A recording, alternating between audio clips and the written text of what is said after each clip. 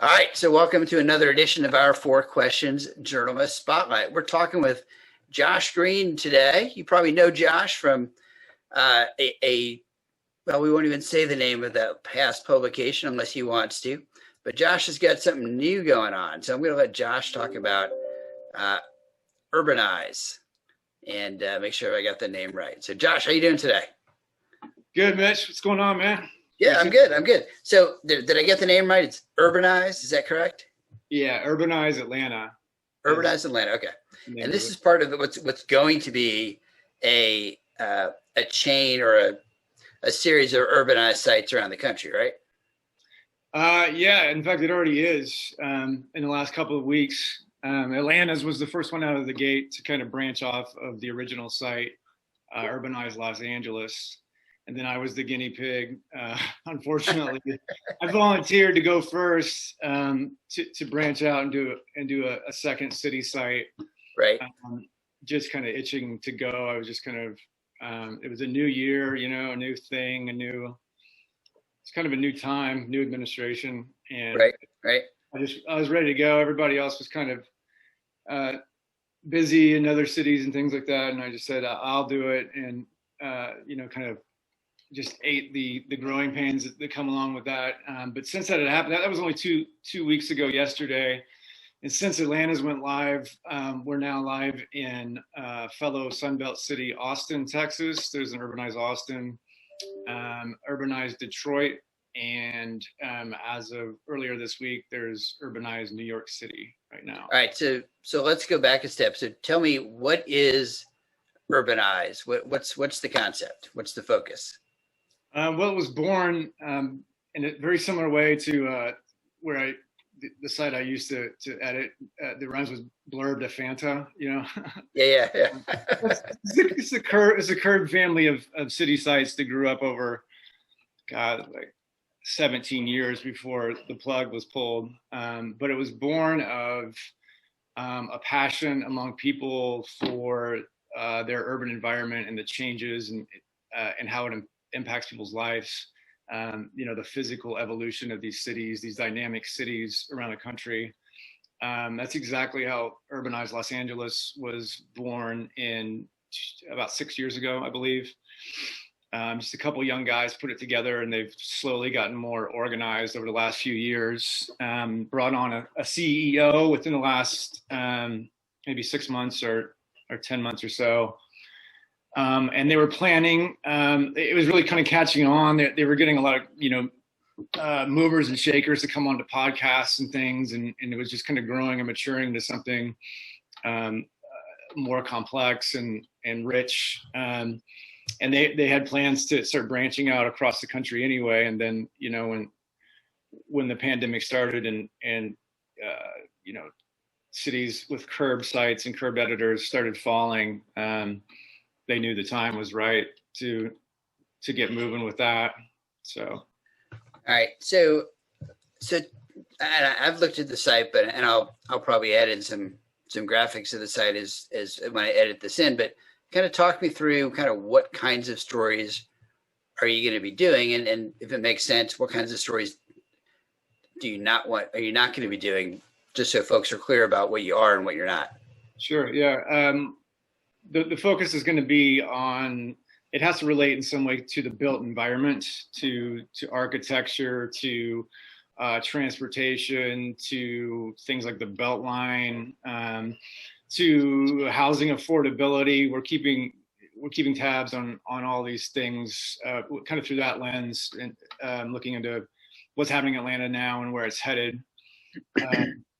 Won't be doing much in the way of politics,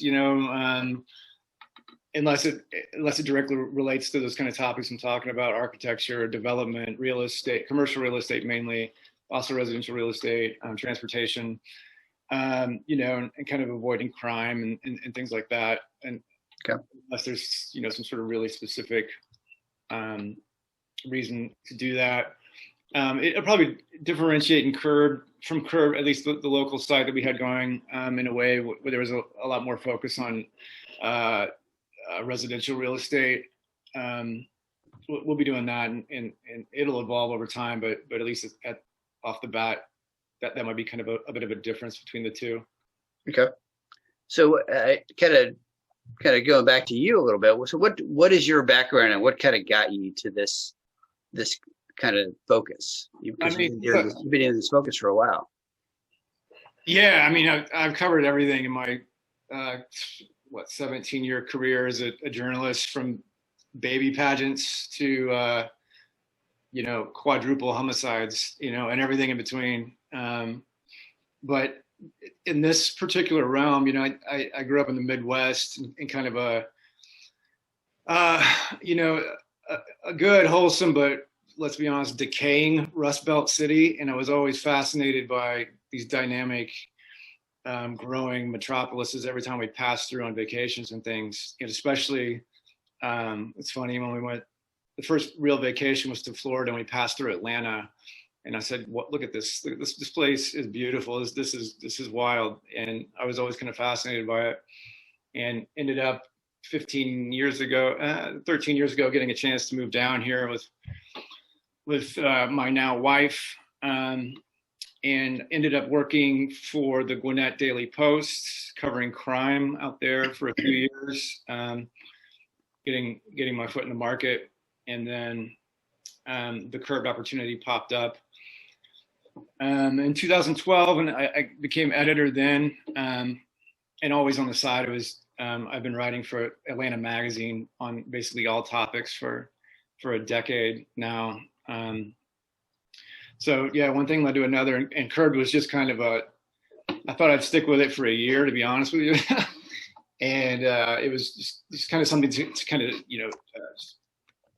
get a foothold in the freelance game, a part-time job. But it really kind of took off, especially in Atlanta. Something clicked. There's a special passion for the city and what's happening.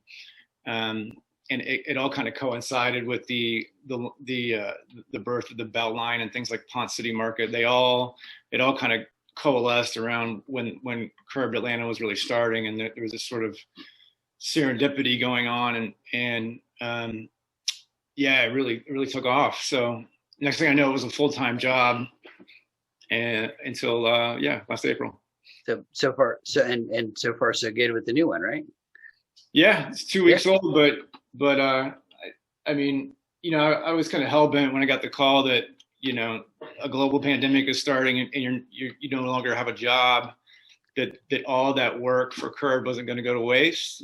All that experience and all that kind of trust that had built up in readers across Metro Atlanta. One day somehow I was going to hopefully be able to put that to use. So we're just busy now, just trying to spread the word, basically. That's something in that same vein is back. Right. Yeah, and there's some slowdown in certain areas in growth, but a lot of demand also. And I think we're going to see some interesting things with commercial real estate once people start having the option of going back to work. It'd be interesting to see if people really go back to work in those big buildings or not, right?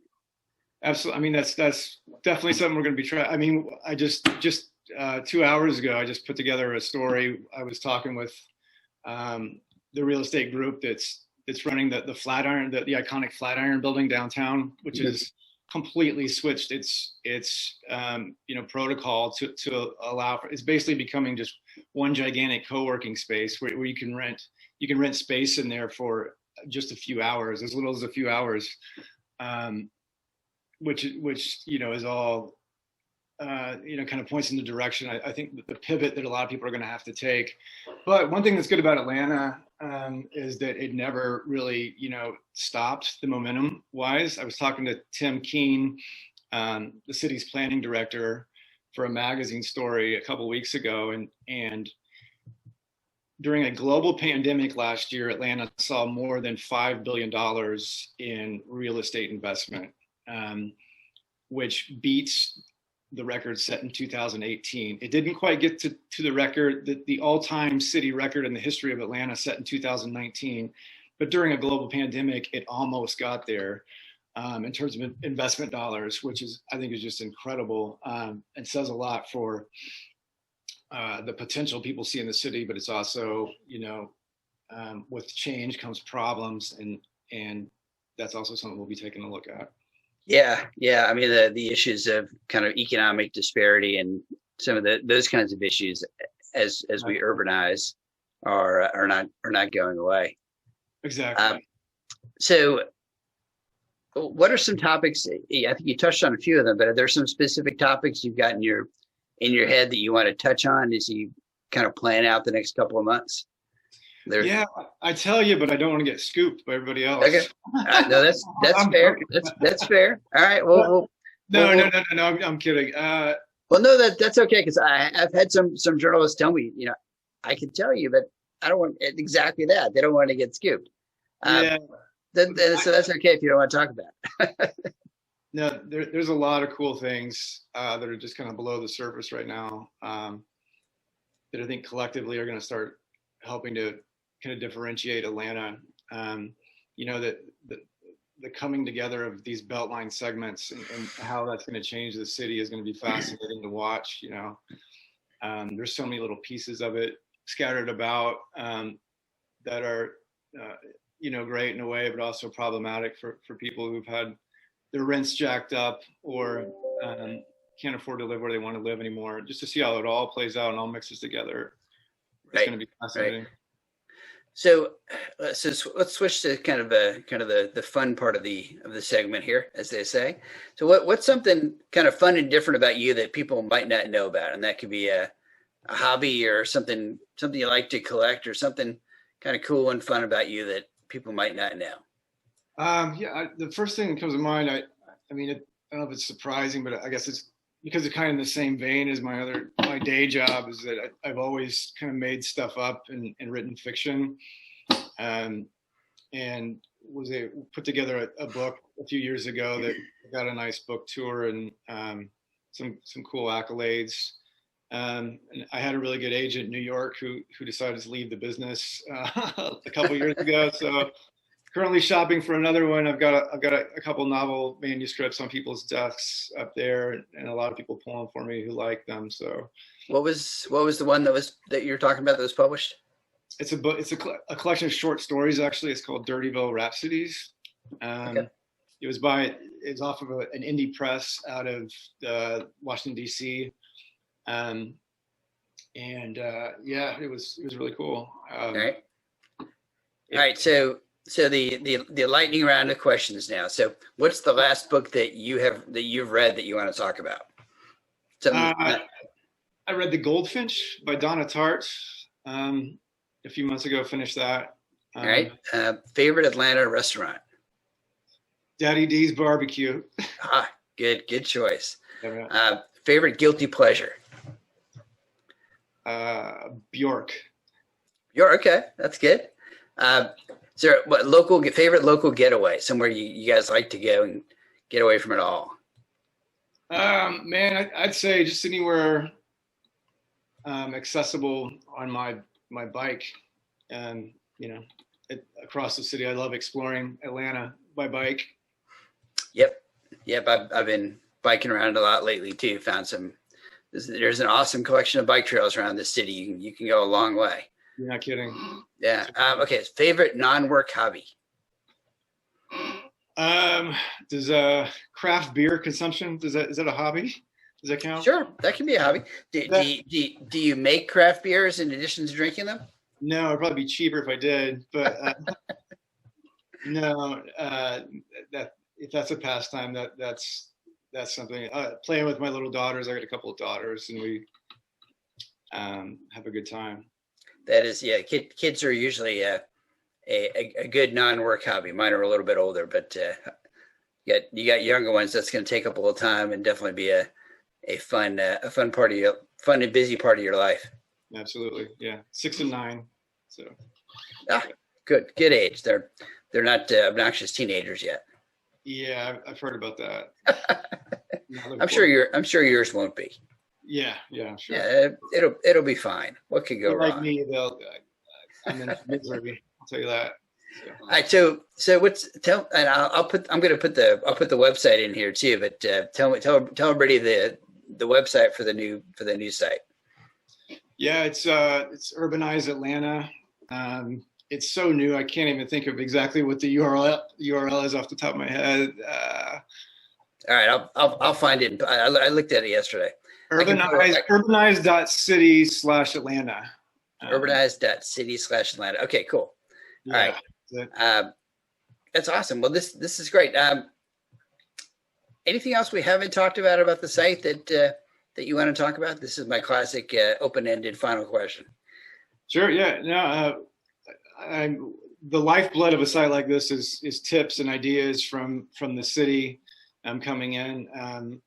At this point, it's a one-person operation. I hope to grow it and bring on a lot, especially with my journalism friends, to bring them on and have them help me out. That's my dream, and to really start tackling some more complex topics and go more in depth with some things as soon as possible. Photographers too. All this, I hope to in a way, use it as a tool to help, like I said, friends that I've met over the years here in Atlanta, especially coming off a time of losing one's job in a miserable era. I know the sting of that, and let's hope we never don't have to go back there again. So, all right. So, if folks want to get in touch with you, best way, email is a good way to get you. Yeah, man. Josh.green. JG.AtlantaNews @gmail.com. I've got a website. Okay. It's got all that. It's got Twitter and everything else. Okay.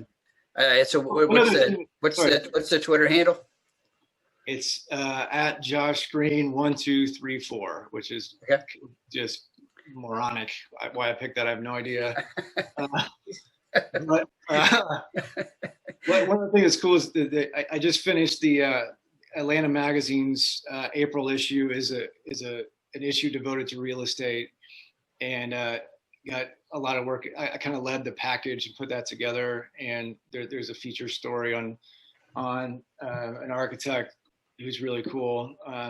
It's a unique story, and then there's a whole we went at it from every facet of what's going on right now in Atlanta, kind of a year into the pandemic, what migration patterns of people who've moved to the burbs, or the opposite direction, people who sold their massive house and came in. Just this huge scope of a thing that's Atlanta Magazine in April that's going to be coming out. So it'll be something. Cool. Yeah, I think we've got one or two of our Gazweda folks, business school folks in that one, right? I think. Yeah, exactly. Yeah. I think we talked about that. Awesome. Okay, so and I expect as you go, you'll have a Twitter handle for Urbanize to Urbanize Atlanta or something like that. Yeah, it's floating around now. I can tell you what it is, but it's live now. You can look it up via Twitter. Okay. I'll find that and add that in there as a text on the bottom here. Yeah, it's just it's at Urbanize ATL. Really simple. That's the Twitter. There you go. That's the way to do it. Yeah. All right, Josh, I appreciate it. It's been great talking to you. So I going to put this all together and have this out probably over the weekend so folks can hear, but I'll give you a heads up when it's up and running. Sounds great. Thanks everybody for tuning in to another edition of our 4 Questions Journalist Spotlight. Look for us on Sunday or maybe Saturday if I get it done sooner. And every week, look for it on the weekends. Thanks, Josh. Appreciate it, Mitch. Take it easy.